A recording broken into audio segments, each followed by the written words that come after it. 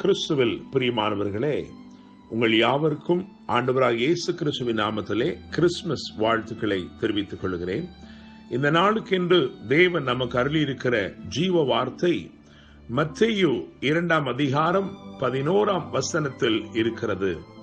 அவர்கள் அந்த வீட்டுக்குள் பிரவேசித்து பிள்ளையையும் அதன் தாயாகிய மரியாளையும் கண்டு சாஷ்டாங்கமாய் விழுந்து அதை பணிந்து கொண்டு தங்கள் பொக்கிஷங்களை திறந்து பொன்னையும் தூப வர்க்கத்தையும் வெள்ளை போளத்தையும் அதற்கு காணிக்கையாக வைத்தார்கள். என்னை கேட்கிற தேவனுடைய பிள்ளைகளே, ஆண்டவர் இயேசு கிறிஸ்து எந்த வீட்டில் பிறந்தாலும் அந்த வீட்டிலே பொக்கிஷங்களும் விசேஷங்களும் வருவது இயல்புதான். அவர்கள் அந்த வீட்டுக்குள் பிரவேசித்து என்று எழுதியிருக்கிறது. ஒரு தச்சனின் வீடு தயாளனின் வீடாக மாறுவதற்கு காரணம் ஆண்டவராகிய இயேசு கிறிஸ்து. என்னை கேட்கிற தேவனுடைய பிள்ளைகளே, ஆண்டவராகிய இயேசு கிறிஸ்து பிறந்த பொழுது அவர் ஒரு ஆட்டு தொழுவத்திலே மாட்டு தொழுவத்தில் பிறந்தார் என்று வேதம் சொல்கிறது.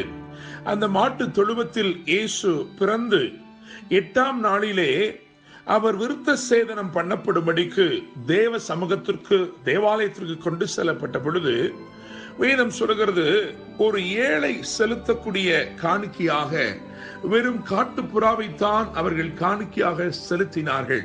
லூக்கா எழுதின சுவிசேஷம் 2 அதிகாரம் 24 இது எழுதப்பட்டிருக்கிறது. என கேட்கிற தேவனுடைய பிள்ளைகளே, இயேசு கிறிஸ்து அந்த குடும்பத்திலே வந்து பிறந்தபடினால் தூரத்தில் இருந்து அந்த வீட்டை தேடி நன்மை வந்தது. நான் நம்புகிறேன், விசுவாசிக்கிறேன், ஆண்டவராக இயேசு கிறிஸ்துவை நீங்கள் அறிந்திருக்கிறபடினால் உங்கள் வீட்டுக்கும் உங்கள் வாழ்க்கையிலும் தூரத்தில் இருந்து தேவனாலே நன்மை நிச்சயிக்கப்பட்ட நன்மைகள் நிச்சயமாய் கடந்து வருகிறது. என கேட்கிற தேவனுடைய பிள்ளைகளே, உட்பிரவேசித்த இந்த ஞானிகள், இந்த சாஸ்திரிகள், அவர்கள் தங்கள் பொக்கிஷங்களை திறந்து இயேசுவை பணிந்து கொண்டு பொன்னையும் தூப வர்க்கத்தையும் வெள்ளை போளத்தையும் அவர்கள் அங்கே கொடுத்தார்கள் என்று வேதம் சொல்கிறது. என்னை கேட்கிற தேவனுடைய பிள்ளைகளே, இயேசு கிறிஸ்துவை பணிந்து கொள்ளுகிற எவனும் நிச்சயம் தன் பொக்கிஷத்தை திறப்பான். அவரை ஆராதிக்கிறவன் அவருக்கென்று தன் இருதயத்தை திறப்பான். என்னை கேட்கிற தேவனுடைய பிள்ளைகளே, பொன், தூப வர்க்கம், வெள்ளை போளம், ஏன் இவைகள் கொடுக்கப்பட்டது?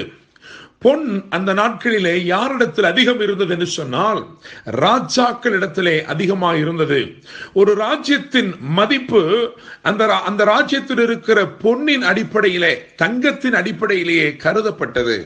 எனவே ராஜாக்கள் இடத்திலே பொன் இருந்தது.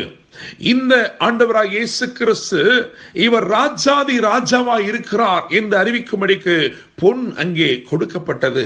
மாத்திரமல்ல, தூப வர்க்கம் யாரிடத்தில் இருந்தது என்று சொன்னால் ஆசாரியர்களிடத்தில் இருந்தது. பிறந்திருக்கிற இயேசு கிறிஸ்து இவர் நித்திய பிரதான ஆசாரியர். இவர் ஆசாரியர்களுக்கெல்லாம் ஆசாரியர் என்று அறிவிக்கும்படிக்கு அங்கே தூப வர்க்கம் கொண்டு வரப்பட்டது. வெள்ளை போளம் ஏன் வைக்கப்பட்டது என்று சொன்னால் இவர் மருத்துவர்களுக்கெல்லாம் மருத்துவர். அந்த நாட்களிலே மருத்துவர்கள் வெள்ளை போளத்தை உடையவர்களாக இருந்தார்கள். It was used as a pain reliever, அதாவது வேதனையை மாற்றக்கூடிய ஒன்றாக அந்த வெள்ளை போளம் பயன்பட்டது. தேவனுடைய பிள்ளைகளே, என்னை கேட்கிற தேவனுடைய பிள்ளைகளே, இவர் ராஜாக்களுக்கெல்லாம் ராஜா, இவர் நித்திய பிரதான ஆசாரியர், ஆசாரியர்களுக்கெல்லாம் ஆசாரியராயிருக்கிறார், இவர் மருத்துவர்களுக்கெல்லாம் மருத்துவராயிருக்கிறார்.